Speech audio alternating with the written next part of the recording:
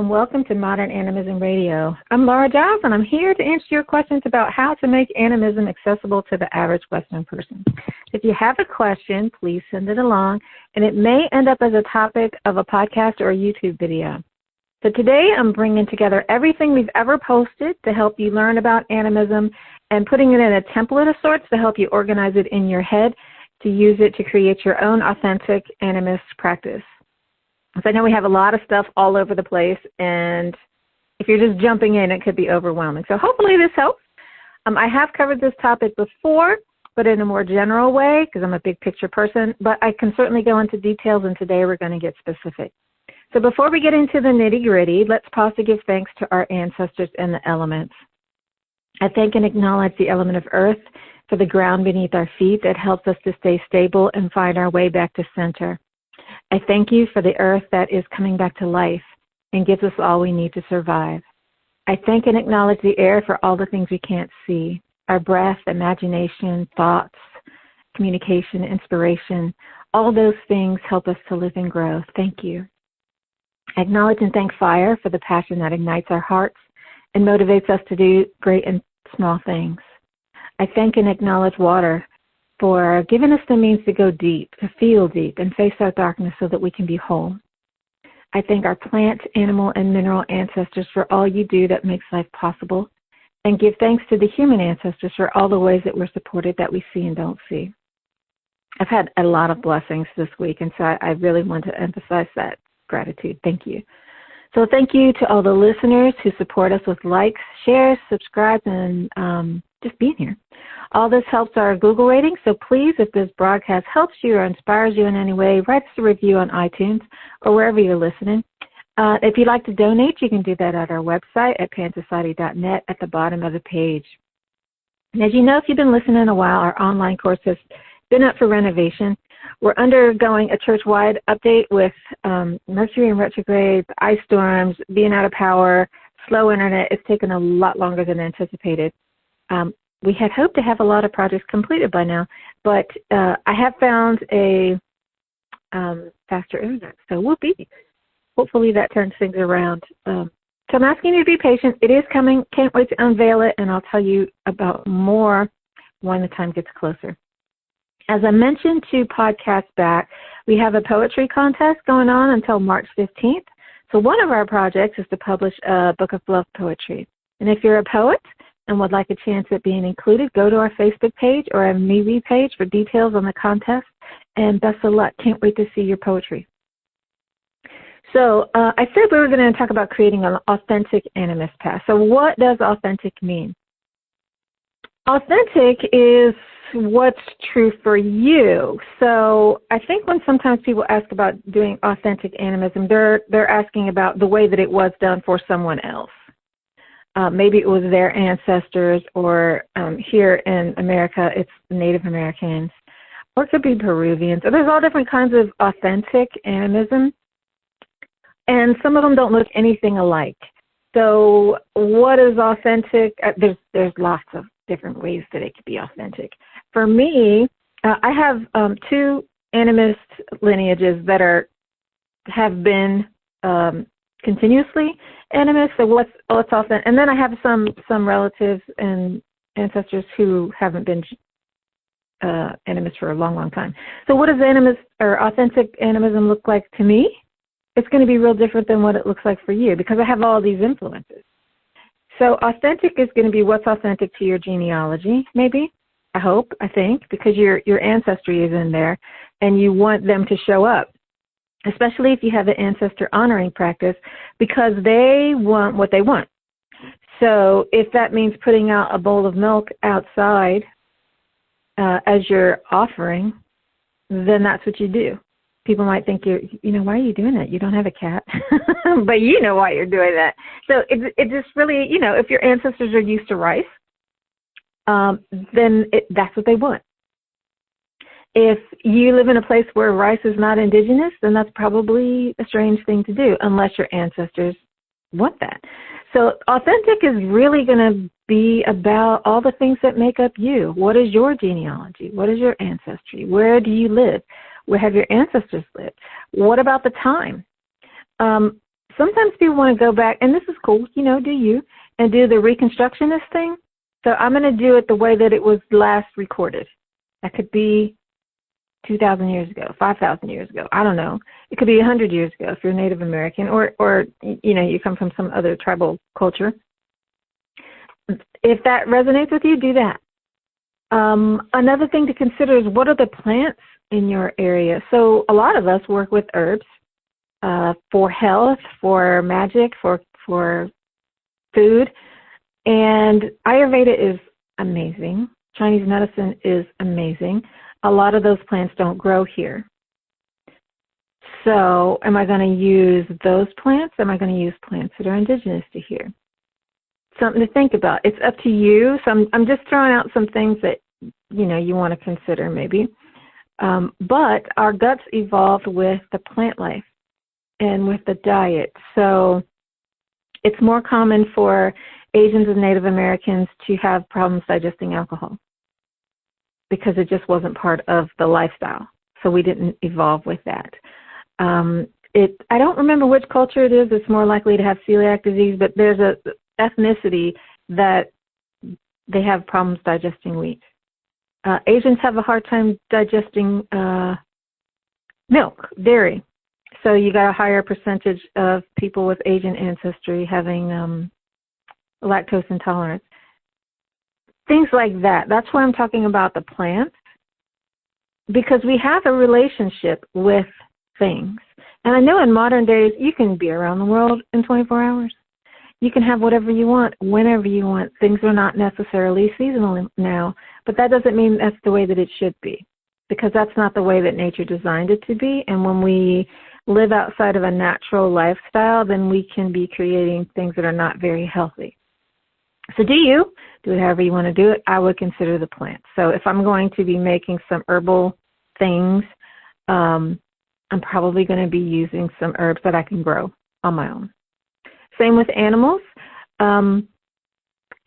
If we're talking about spirit animals, your spirit animal could be anything. Everything is available to you, but it's probably going to be something that is in your natural habitat. So it's probably not going to be a jaguar for me. I don't live in a place where jaguars live. It's probably not going to be a rhinoceros. I don't live where rhinoceroses or penguins live. Probably not going to be those things. So I need to cultivate a relationship with the things that I interact with. It just makes more sense, doesn't it? I mean, I can learn how to speak Chinese, but if I'm not interacting with Chinese, I'm not going to get a whole lot of use out of that. It's not going to be very meaningful to me. Here's the exception. So let's say that you're reincarnated from a culture and you still have affinity to that. That may play into things. But because of epigenetics and your genes, your ancestors are you. You have their genes. So when they pass down trauma, you could get it. I'm not saying that you will get it because of, it's a skip a generation thing. Everybody doesn't get everything. I have a ton of brothers and sisters. We don't look alike at all. We look alike, but inside we're really, really different people. And we all got really different stuff from all of our different ancestors. So just because your people did something doesn't mean that it's going to be an issue for you. But it does play a part. So that's something you want to think about too, because you want to honor that. You want to heal whatever needs to be healed, those kinds of things. Another thing that goes into authenticity is, where are you in your evolution? So if I'm in baby steps with animism and I don't really know anything about it, so that's a knowledge thing, not an inner heart thing.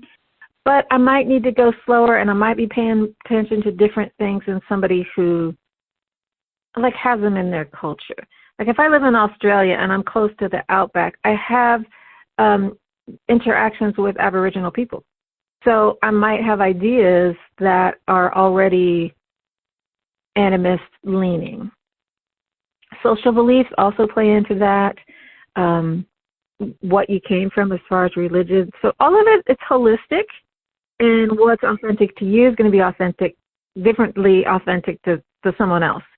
So it's not authentic if it's outside your culture, spiritual practice, or you don't understand what's going on or why you're doing something. So if I say, okay, I'm going to go to Peru and learn their indigenous animism, is that, it's authentic, but to those people.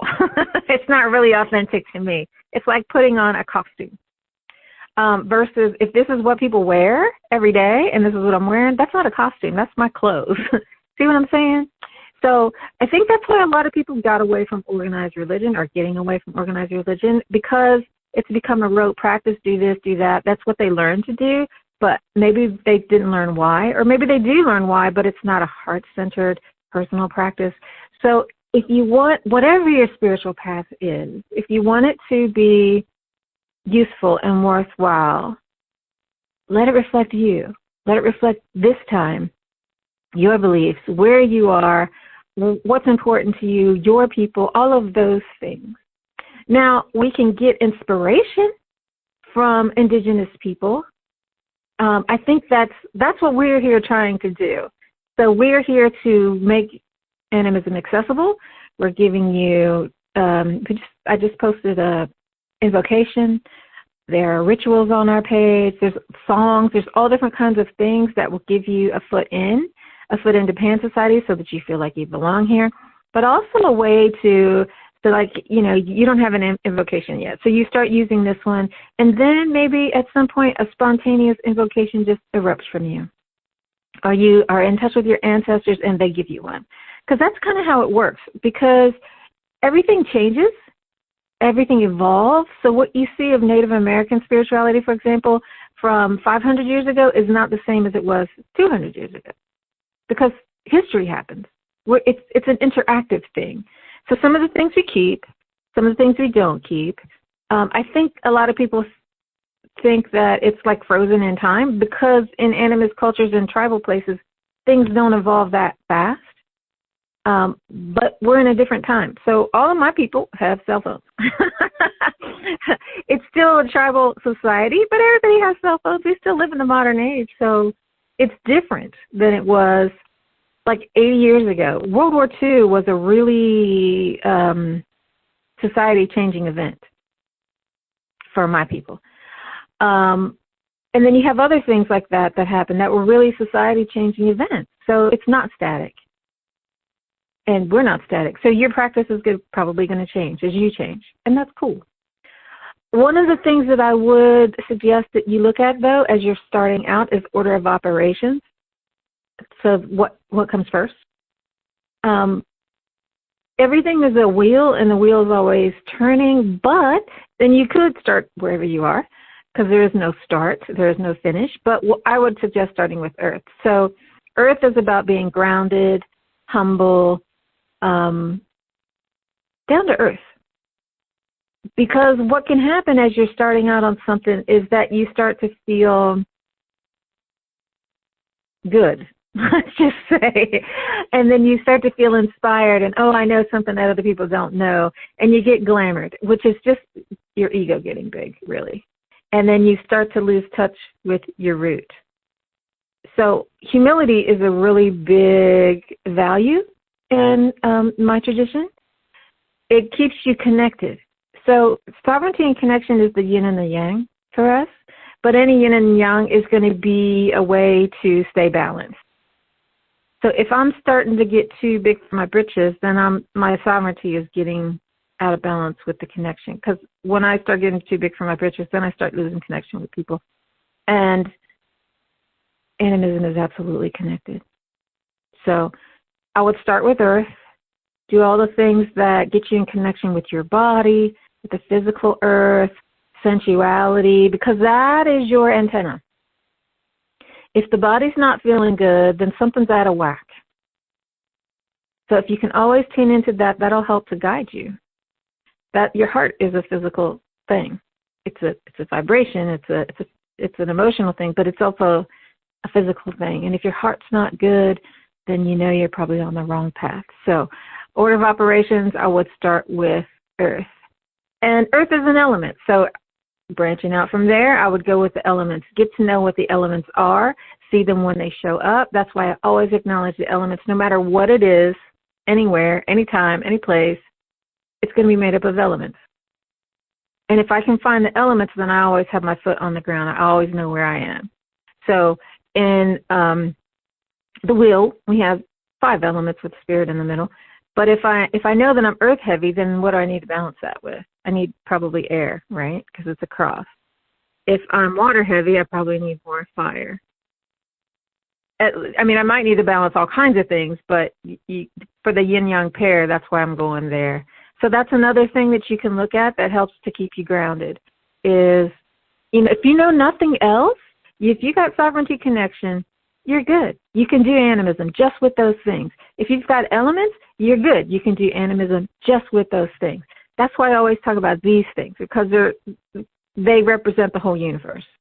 There's lots of things that could represent the whole universe. You could do that with astrology, believe it or not. You can do that with tarot. I like these because they're simple. Yin-yang, you got 2 things, masculine and feminine. Elements, 5 things.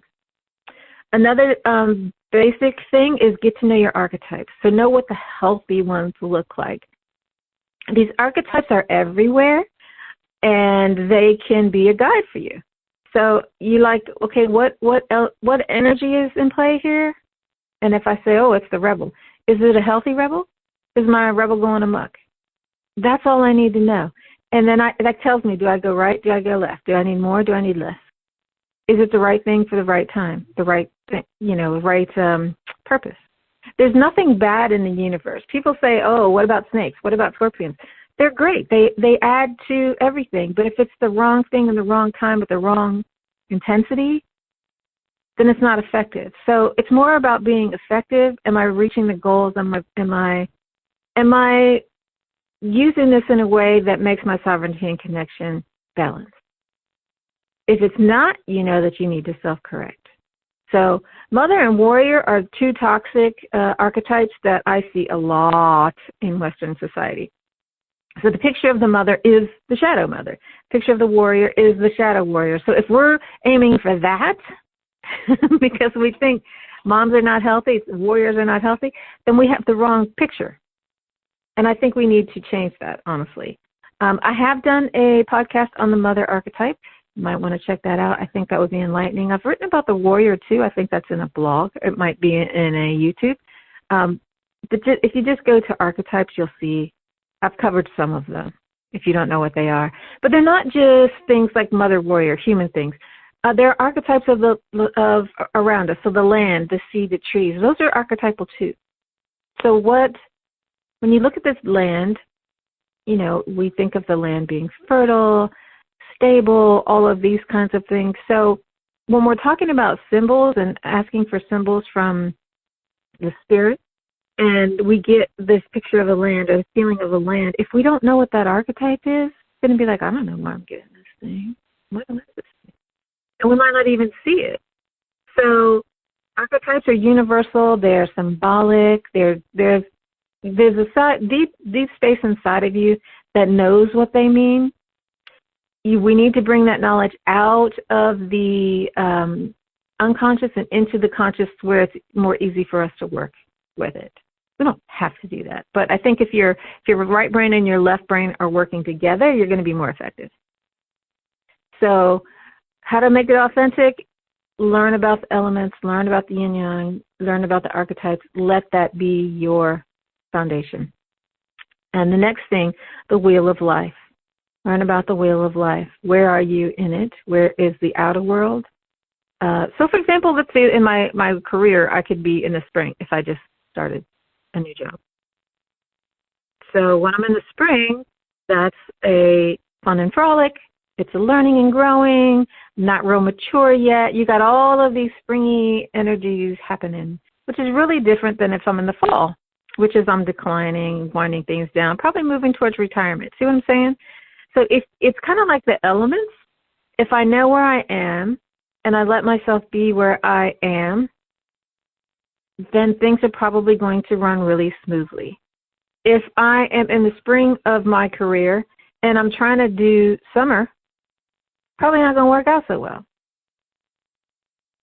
So really, authentic animism is about being here. It's about living in truth. So, and seeing all these connections and having all of these connections vibrating with truth. So my relationship is in the summer, and my job is in the spring, and my friendships with so-and-so is in remission, so I'm in winter, then all of these things, it's different. And I need to be able to roll with all the different energies. Meanwhile, I'm in tune with nature, and nature is in, what season did I leave out? I think I hit them all, didn't I? Let's see that's fall, and I'm living, I'm slowing things down. And that's perfect. That's how we make it authentic. I'm in connection with me. I'm in connection with nature. So holy days, this is going to be totally up to you. Maybe you don't observe holy days. Maybe you have different holy days. Maybe you do it a totally different way. It's going to depend on your landscape. I could say mistletoe is for the winter solstice, but if you live in a place where there's no mistletoe, then it's not, is it? I could say holly is for that. But if you have different greens or you don't want greens, let's see, if you live in Arizona, you don't have greens probably. So your holy day is going to look different. It's like the lunar cycle.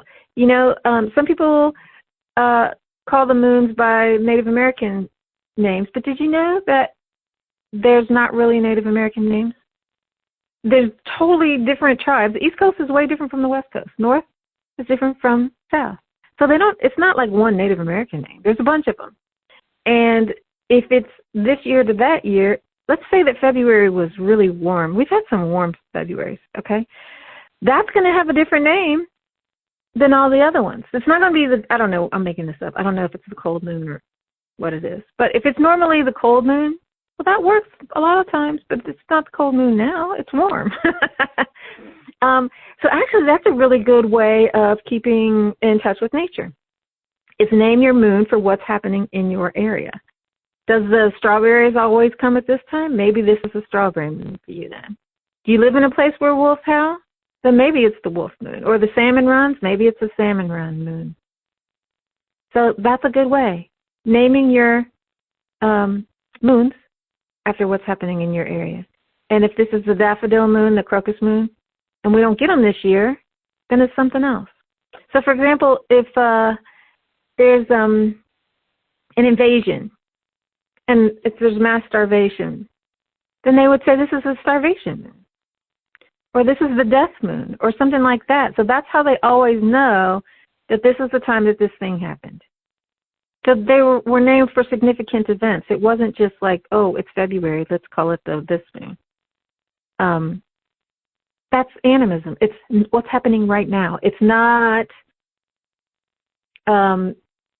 rituals and rote. This is the way it is because this is the way it is. And then I'll tell you, and you tell your kids, and you tell their kids and their kids, and then it's always that way. It's not that way. It changes. We have songs, and then people make up new songs. You have dreams, and these dreams are shared with people, and they may inspire the tribe to move. They may inspire another ritual or something like that. So it's always evolving. It's living in a relationship with the now. It's living in a relationship with you. And that's really important too. It's all about relationships. So how do you want to have that relationship? How do you want to relate to plants? Do you want to support your local farmer and buy your produce from there? Do you want to learn about the local plants in your area? Do you want to have a garden? Do you want to learn how to use plants medicinally? Do you want to use plants to beautify? So it just depends on you, what you're into, what means something to you, what's going to help you to survive. If you have a chronic health issue, there's probably a plant that would help with that. So I'd get to know that plant. I'd get to know all the permutations of that plant. What do the leaves do? What do the stems do? What do the roots do? Is it an aromatherapy plant? Is it something I can do with the essential oils? Does it have essential oils? What if I use this in food? What if I use lots of herbs in food so that I'm always getting the juicy, juicy goodness from them? What if I had fresh herbs growing in my kitchen so that they're always available at the peak of freshness, at the peak of ripeness and abundance in good stuff? Wouldn't my life be different? And then, of course, you have animals. So lots of people have pets, and the pet industry is really troubling to me because people treat pets like humans. And humans, when I was a little kid, the hospital was like one building.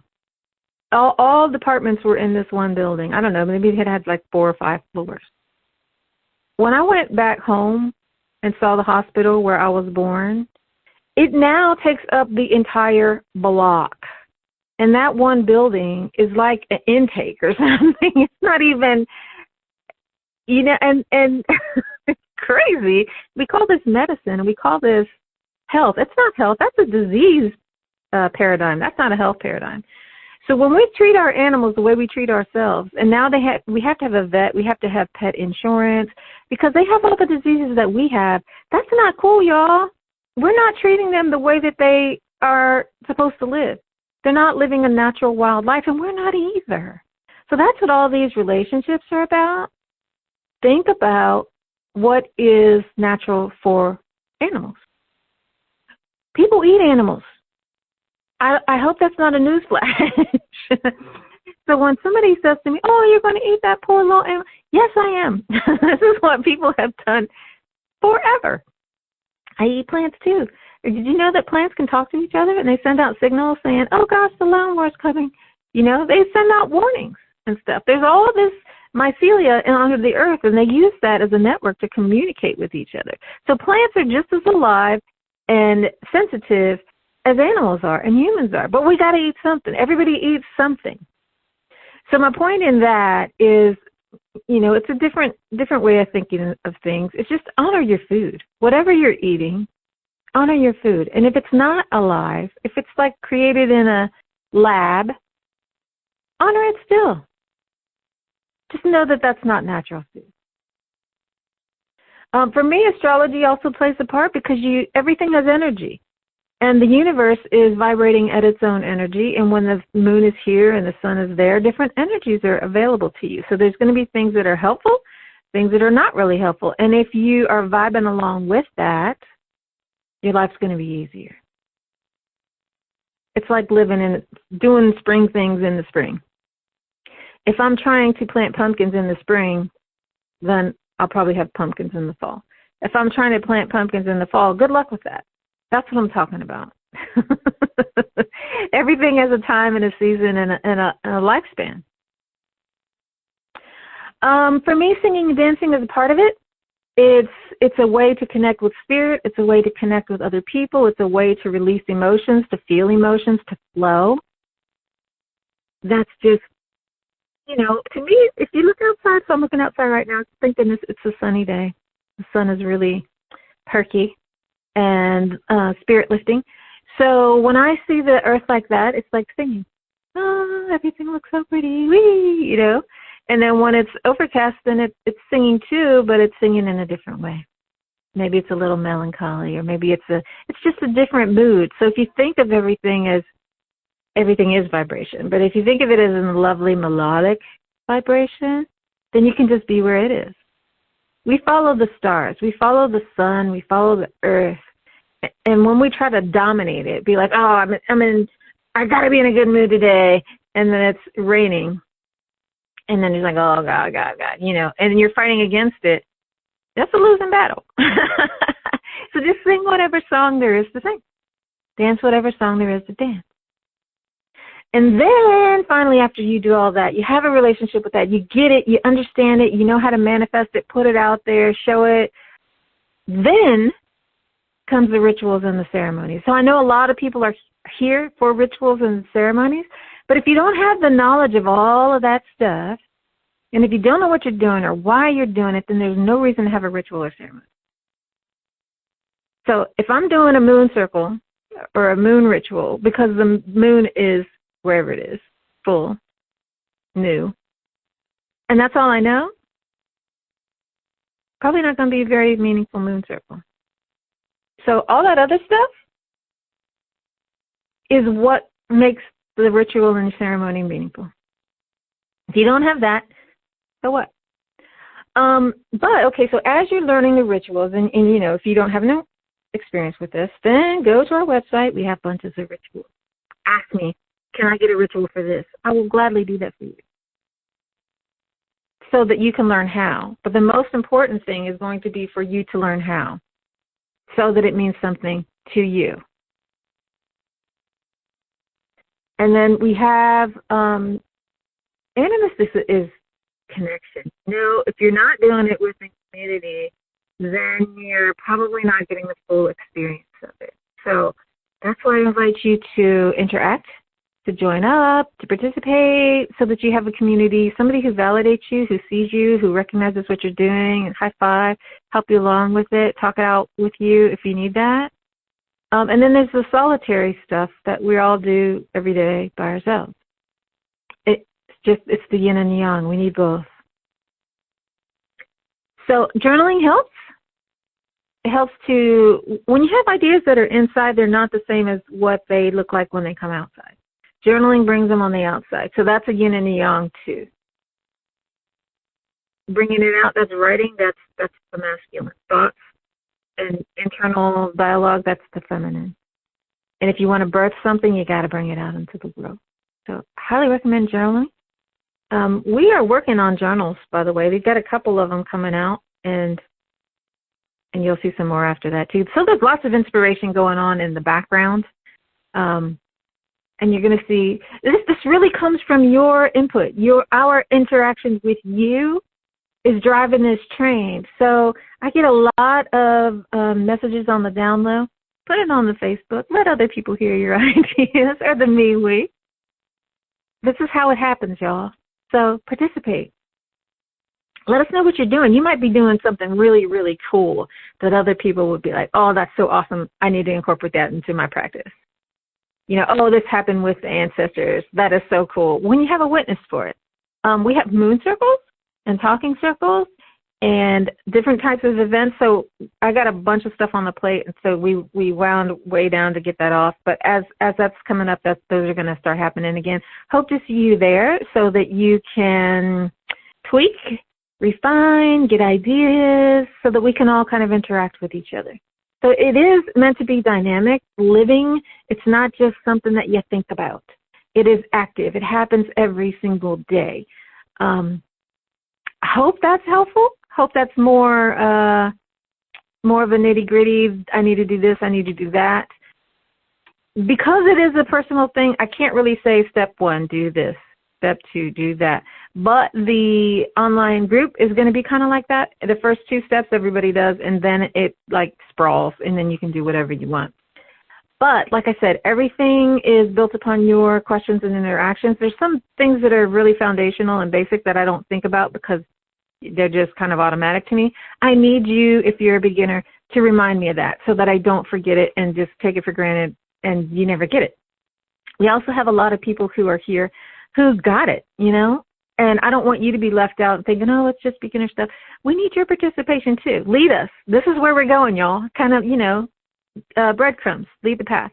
So we need your input too.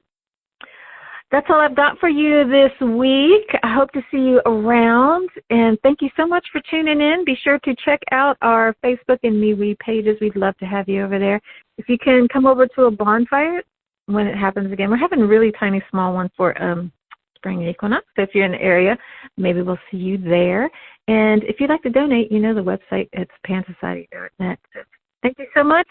I hope to see you later. Ciao, guys. Bye.